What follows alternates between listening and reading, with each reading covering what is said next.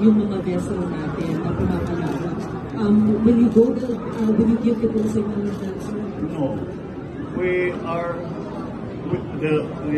What we are doing is defending our sovereign rights and our sovereignty in the West Philippine Sea. And we have no intention of attacking anyone with water cannons or any other such offensive, I would have to call them weapons dahil nakaka-damage na.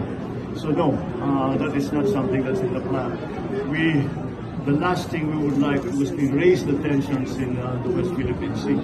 That's the last thing, and that will certainly do that. So hindi natin gagawin. We will not follow the Chinese Coast Guard and Chinese vessels down the road because it's simply it is not the mission of our Navy or Coast Guard to start or to increase tensions. Their mission is precisely the opposite, is to lower tensions. And that's right. So that's why all we do is pagka nangyayari, binu-water cannon ng mga barko natin, ay nagpapadala tayo ng demarche, nagpapadala tayo ng